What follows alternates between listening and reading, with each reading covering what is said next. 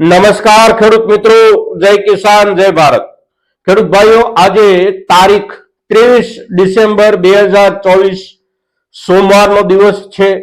Marketing યાર્ડના આપણા કામકાજોની અઠવાડિક શરૂઆતનો આજે પહેલો દિવસ। કામકાજો શરૂ થઈ ગયા છે અને આપણી ચીજ વસ્તુઓ જે કાંઈ માર્કેટિંગ યાર્ડમાં પહોંચી હોય એના ભાવતાલ અને વેચાણ શરૂ થઈ ગયા છે। અત્યારના દિવસોમાં આપણે કપાસનો ભાવ, મગફળીનો ભાવ, આ ભાવને લઈને તો ચિંતિત છીએ જ, કારણ કે એમાં આપણને કોઈ બીજો વિકલ્પ અત્યારના સમયમાં દેખાતો નથી।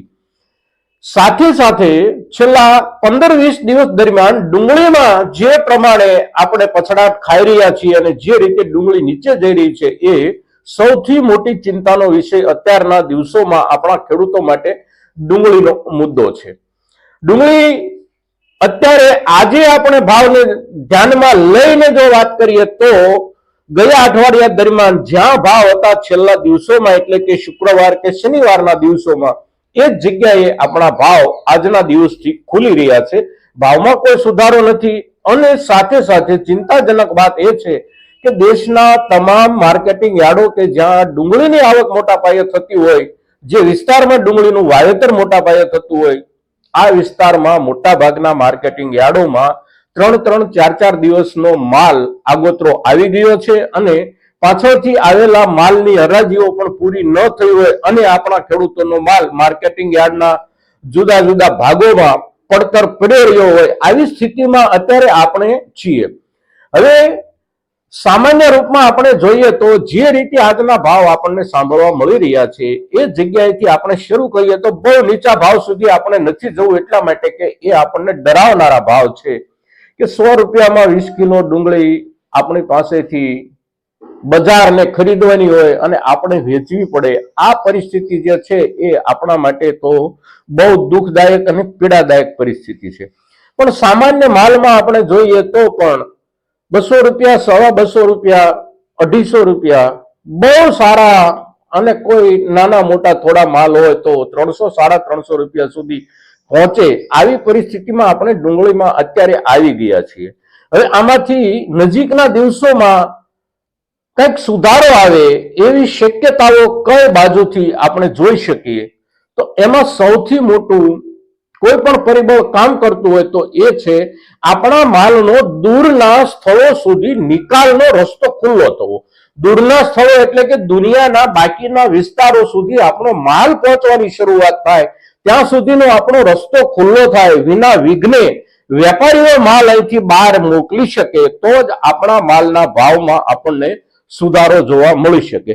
હવે વેપારીઓ જે કોઈ હોય છે, આંતરરાષ્ટ્રીય બજારમાં વેપાર કરનારાઓ, આ લોકો કાયમ માટે એવું ઈચ્છતા હોય છે કે રસ્તો ખુલ્લો રહે, આપણે માલ ખરીદીએ, દુનિયાના માર્કેટમાં વેચીએ અને આપણા મહેનતાણાના પ્રમાણમાં આપણે એમાંથી વળતર મેળવીએ। પણ સરકારનો અડીંગો ક્યાંક ને ક્યાંક આડો ઊભો હોય છે। ડુંગળીમાં સરકારનો અડીંગો હજી પણ ઉભેલો છે। 20% જેટલું નિકાસ શુલ્ક એટલે કે એક્સપોર્ટ ડ્યુટી સરકારે લગાડેલી છે। હવે 20%ની રકમની જ્યારે ગણતરી કરવામાં આવે છે ત્યારે વિવિધ વિસ્તારના પાક અને વિવિધ વિસ્તારના પાકના વિવિધ સ્તર, આ માલ એના ઉપર ભાવ સરકાર નક્કી કરે છે અને ભાવ નક્કી કર્યા પછી ભાવના 20% સરકાર ડ્યુટી નક્કી કરે છે, એક્સપોર્ટ ડ્યુટી। હવે આ આખા પ્રકરણમાં ડુંગળી એક એવી વસ્તુ છે કે એને જ્યારે ખરીદવામાં આવે, ખરીદ્યા પછી એનું ગ્રેડેશન કરવામાં આવે, ગ્રેડેશન કર્યા પછી એને અહીંથી વિદેશ મોકલવા માટેની જે કાંઈ વ્યવસ્થા થતી હોય એ આખા કાર્યક્રમ દરમિયાન પણ ડુંગળીમાં ઘણો ફેરફાર આવી જતો હોય છે અને તેથી વેપારીઓ માટે પણ એક મૂંઝવણ હોય છે કે કઈ ક્વોલિટી ખરીદીએ છીએ અને એ ક્વોલિટીનું અંતિમ રૂપ સરકાર કેવું ગણશે।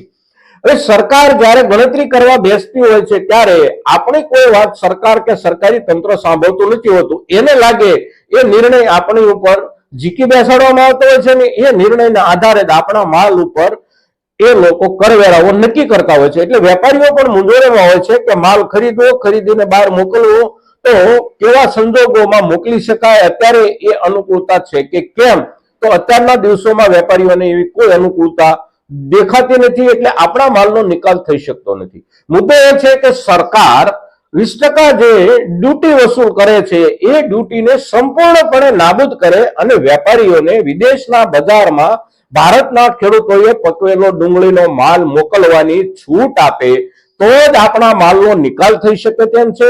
આ સિવાય આપણી પાસે રસ્તો સાફ થાય એવો બીજો કોઈ વિકલ્પ નથી. સૌથી અગત્યનું, સૌથી પહેલું સરકારે કરવા જેવું જે કામ છે એ કામ એ છે કે આપણા ડુંગળીના પાક ઉપરથી નિકાસ ડ્યુટી નાબૂદ કરવી.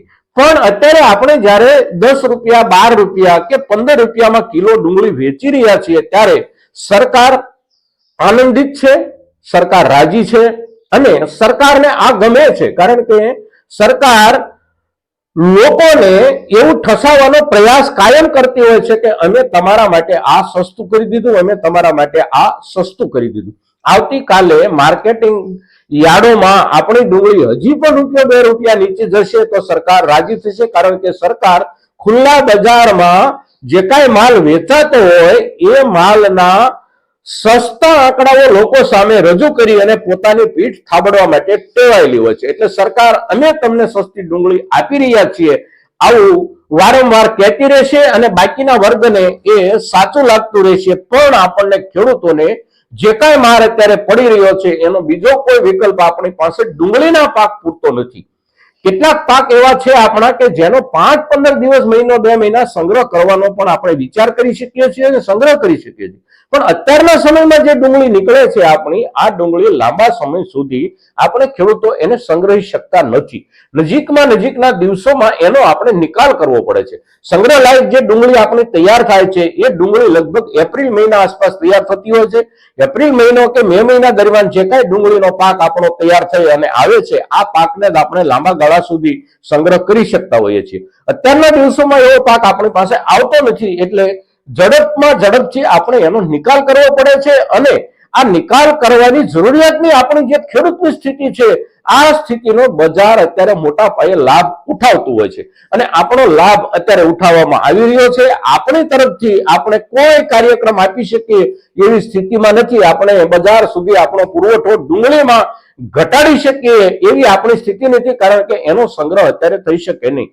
સરકાર સિવાય આનો કોઈ રસ્તો નથી કે આપણી ડુંગળીના આપણને કમસે કમ એના ઉપર થયેલો ખર્ચ અને આપણી પોતાની મહેનત આટલું આપણને એના ઉપર મળી રહે એવું જો સરકાર ઈચ્છતી હોય તો સરકાર જલ્દીમાં જલ્દી આ પ્રકારનો નિર્ણય લે તો જ આપણને સારા ભાવ, સારા એટલે કે આપણા ખર્ચ પૂરતા ભાવ મળી રહે એવી સંભાવનાઓ છે. આ સિવાય બીજી કોઈ શક્યતાઓ અત્યારે આપણને ડુંગળીના બજારમાં દેખાતી નથી. કારણ કે આપણો ડુંગળીનો માલ પાકી તૈયાર થઈ અને આવવાની જે શરૂઆત 15-20 દિવસ દરમિયાન થઈ ગઈ છે એ શરૂઆતમાં હવેના દિવસોમાં ધીમે ધીમે વધારો પણ થવાની શક્યતાઓ છે. કારણ કે મોટા વિસ્તારનો માલ હવે આવવાની શરૂઆત થઈ જશે. એટલે અત્યારે જે સ્થિતિ આપણી ડુંગળી છે એ સ્થિતિથી આપણી ડુંગળીને ઉપર આવવા માટેનો એકમાત્ર રસ્તો સરકાર દ્વારા નિર્ણય બદલવામાં આવે અને આપણા માલને વિદેશના બજાર સુધી પહોંચવાનો રસ્તો સરકાર દ્વારા જો સાફ કરવામાં આવે તો આગામી દિવસોમાં આપણને ડુંગળીના થોડા વ્યાજબી ભાવ મળવાની શક્યતાઓ છે. મિત્રો, આજના દિવસે ડુંગળીની પરિસ્થિતિને લઈને, આપણા ભાવોની હાલતને લઈને આપણે જ્યારે આ ચર્ચા કરીએ છીએ ત્યારે અલબત્ત આ ચર્ચા આપણા માટે એક ચિંતાની ચર્ચા છે. તેમ છતાં પણ આપણા મહત્તમ ખેડૂતો સુધી આપણી આ ચર્ચા પહોંચે એ જવાબદારી આપ સૌની છે એવું સમજી અને મહત્તમ ખેડૂતો સુધી આપણો આ વિડીયો, આપણી આ ચર્ચા, આપણો આ એપિસોડ આપ સૌ પહોંચાડશો એવી અપેક્ષા સાથે જય કિસાન, જય ભારત.